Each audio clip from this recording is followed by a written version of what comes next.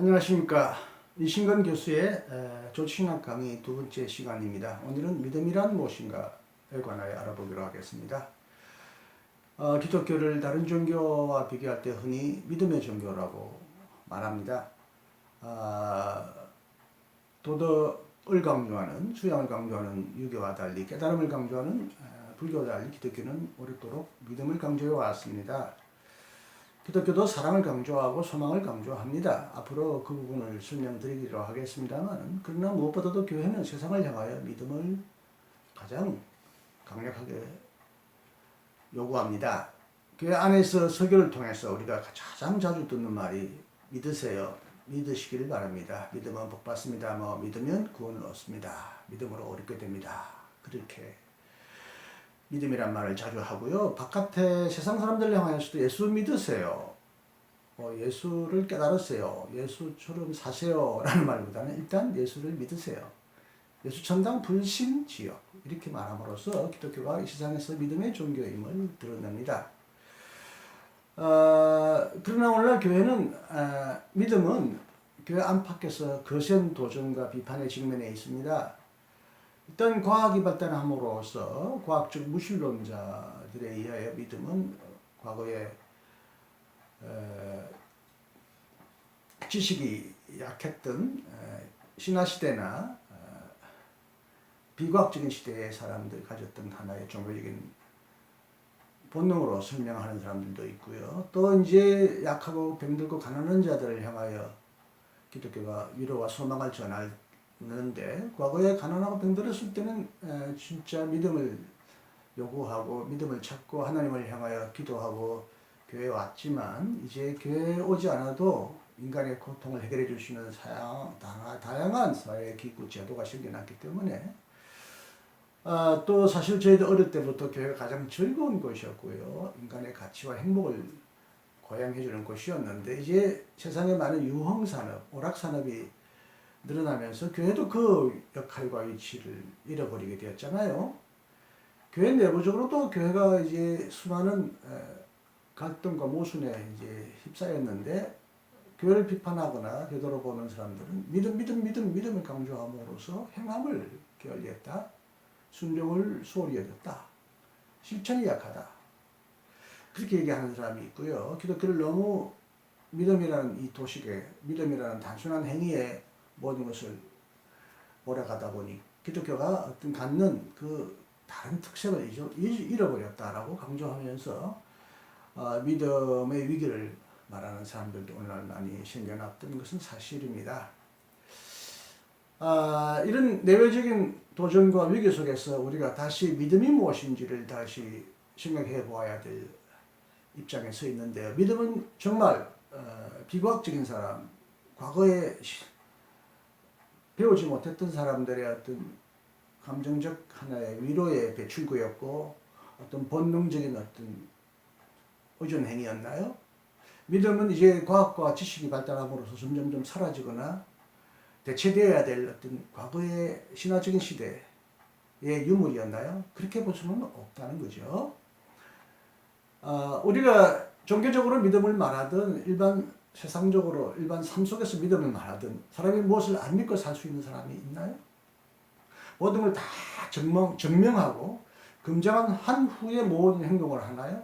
우리의 삶의 행위에는 상당한 많은 부분 믿음이 전개되어 있습니다. 길을 갈 때 길의 안전성이나 길의 어떤 신뢰성을 다 점검하고 가지 않고 길에 대한 믿음을 전제하고 우리가 일단 발을 떼놓기 시작합니다.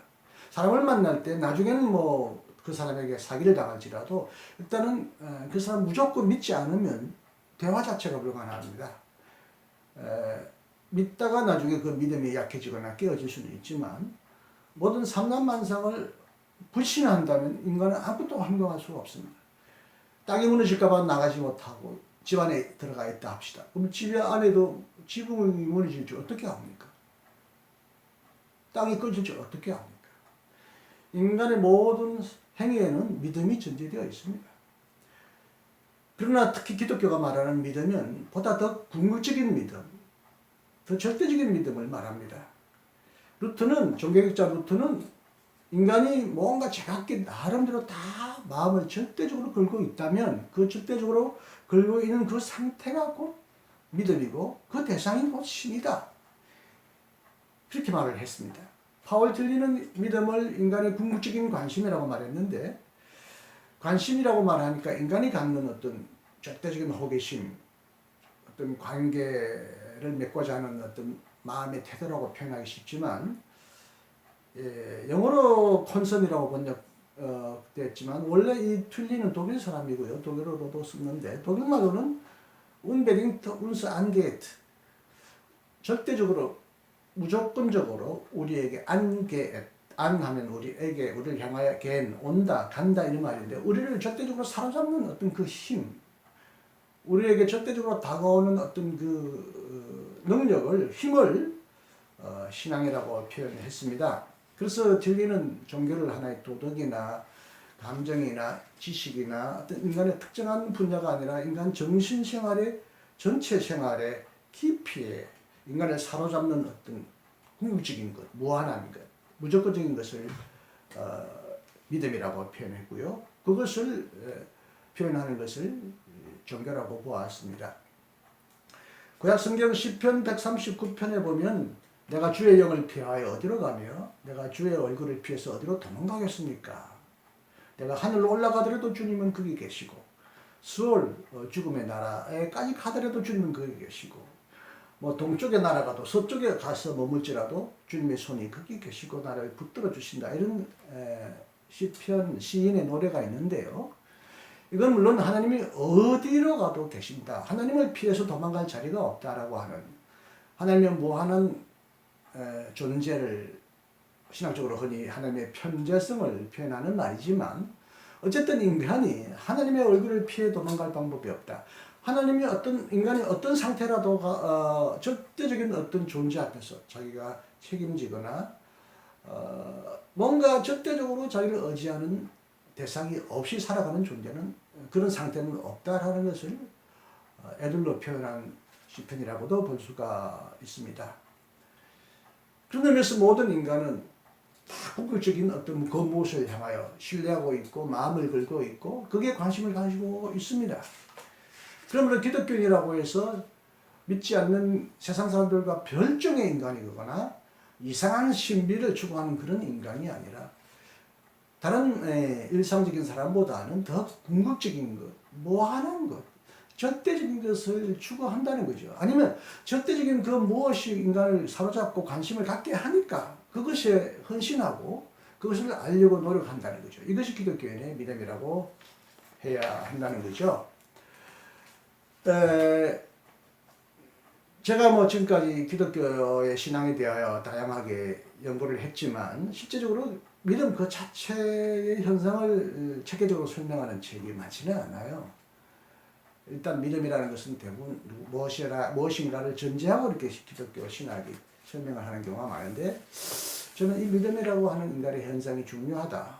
어쨌든 객관적으로 무엇이 존재하든 신이라고 말하든 인간이 절대적으로 신뢰하는 대상을 뭐라고 부르든 인간이 그것을 믿고 그것에 마음을 걸기 때문에 믿음이라는 것이 발생하는데, 인간이 믿는다는 이 믿음의 행위가 뭐냐라는 거죠. 이거에 대해서 제가 조신하게 이제 두 번째 장에서 그 믿음의 현상을 상세하게 설명하게 되었는데, 특별히 기독교가 말하는 믿음이 뭐냐? 저는 그것을 5가지로 설명해 보았는데, 그 전에 구약 성경에는 믿음이라고 할 때 에무나라는 표현을 쓰는데, 이것이 이제 영어로 아멘이란 말로 표현되었는데, 에무나, 신실하다. 하나님의 신실하신 통치, 하나님의 신실하신 약속에 대한 인간의 신실한 의지, 확신, 끈기 있는 신뢰, 그 신실함과 관련된 용어가 에무나입니다. 아멘, 진실로, 진실하게, 신실하게 믿음의 대상을 향한 인간의 신뢰를 건다는 거죠. 신약 성경에도 예수님이 특히 하늘나라 가까이 왔다 할 때 지금까지 믿고 있거나 의지하던 대상으로부터 이제 돌아서서 회개해서 예수님 안에서 가까이 오고 있는 새로운 하늘 나라를 향하여 온 인격을 걸고 헌신하라는 거죠.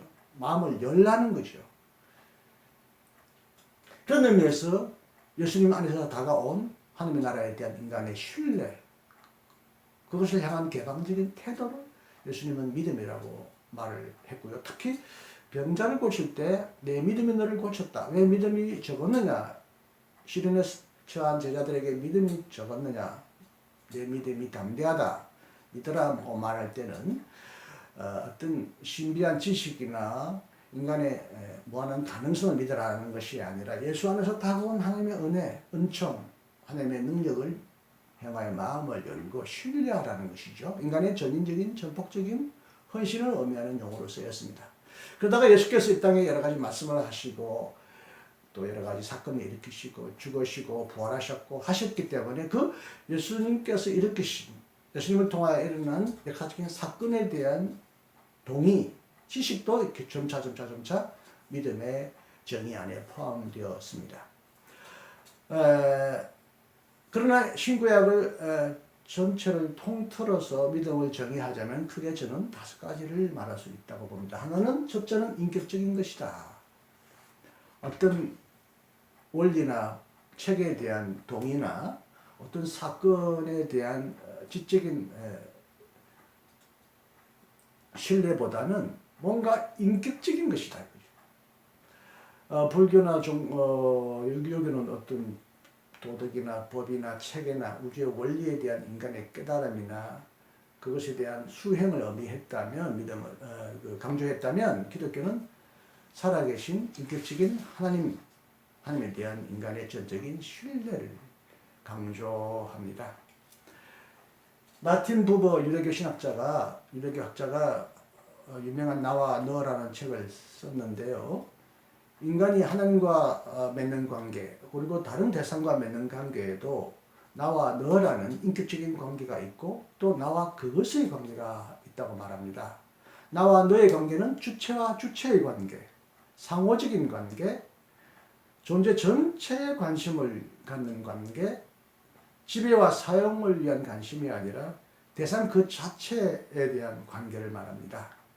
그러나 나와 그것의 관계는 주체와 객체의 관계, 지배와 사용을 위한 관계, 특정한 일부분만 관심을 갖는 관계, 혹은 일방적인 관계를 말합니다. 그러나 마틴 부버에 따르면 하나님을 믿는 신앙은 나와 너의 신앙이죠. 하나님과 나는 구체적인 삶의 일상 속에서 나에게 인격적으로 다가오시는 영원한 너, 영원한 당신이라는 거죠. 그래서 마틴 부버는 인격적인 신앙을 강조했고요. 이 인격적인 신앙, 인격주의 철학은, 마틴 부버의 철학은 그 후에 기독교 신학, 교육학, 심리학에 큰 영향을 미쳐 왔습니다. 기독교는 하나님을 인격적으로 신뢰하는 것입니다.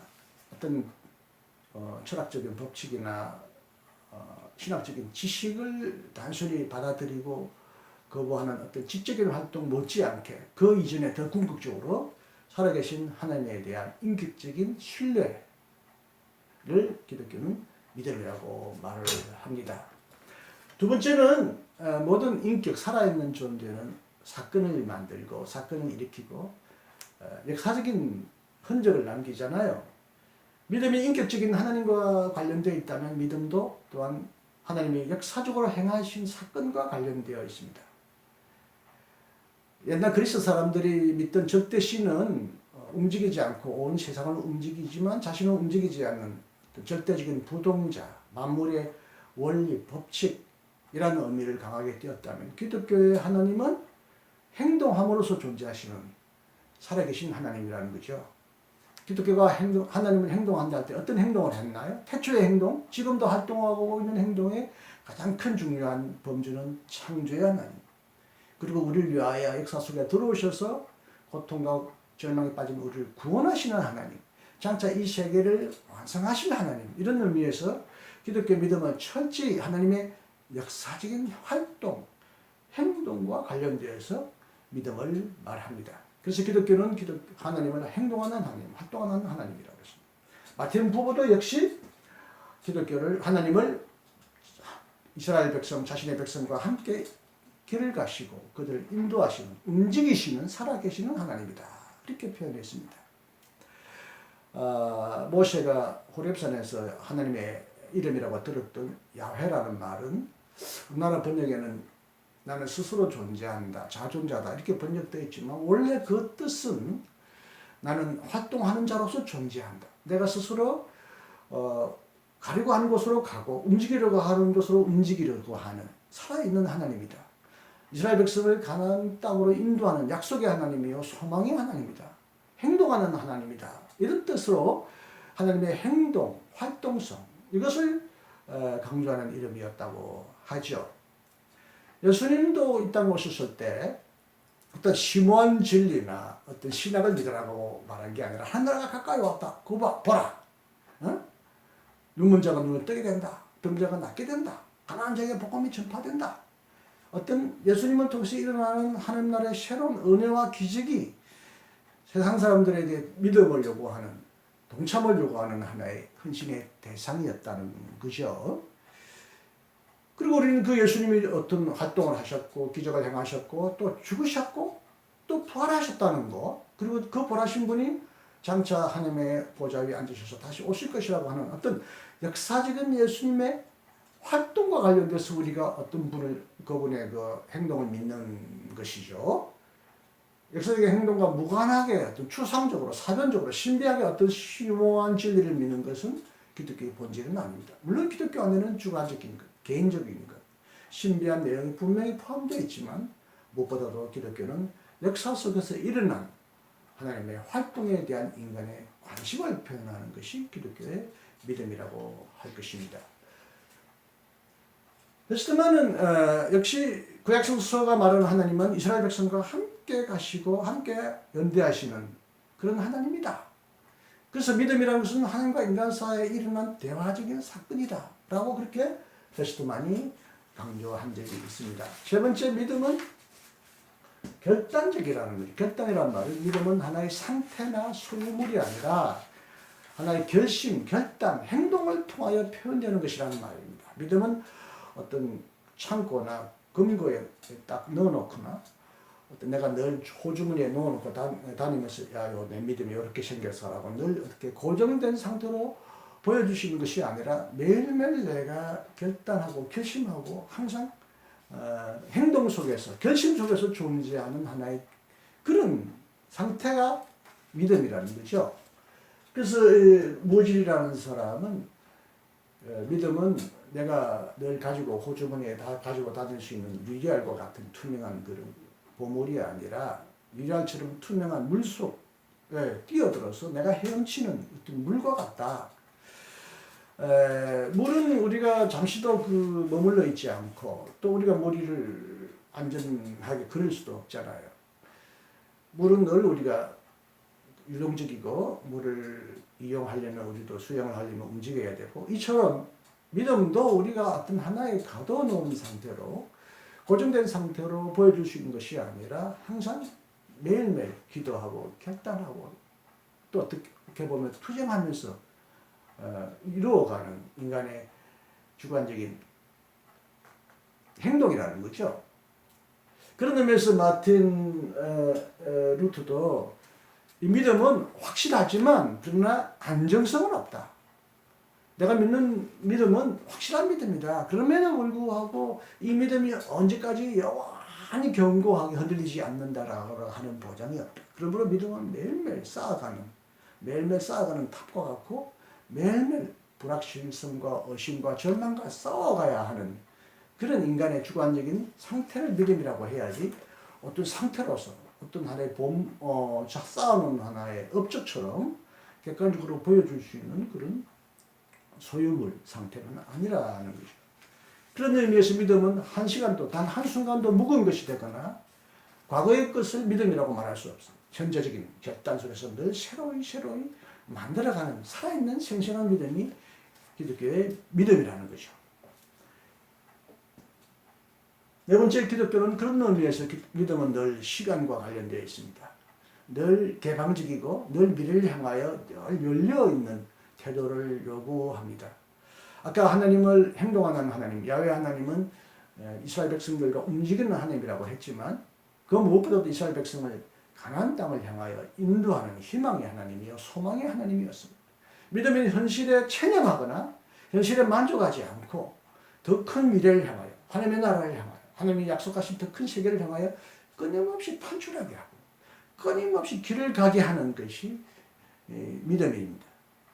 기독교는 그래서 소망의 하나님, 믿음의 하나님. 우리가 하나님을 믿는다 할 때 이 믿음의 하나님은 또한 우리를 늘 소망으로 인도하시는 소망의 하나님입니다. 그 믿는다는 말은 기대한다. 앞으로 장차 이루어질 것에 대해서 확신한다라는 의미에서 이 믿음이라는 말에는 미래에 대한 확신, 미래에 대한 기대가 분명히 포함되어 있습니다. 흔히 믿음의 장으로 알려져 있는 히브리서의 11장에 보면 믿음은 바라는 것들을 보전해 준다. 바라는 것들은 미래에 일어날 것에 대한 소망이잖아요. 그리고 볼 수 없는 것을 미리 보이게 해주는 믿음의 내면적인 확정이라고 그러잖아요.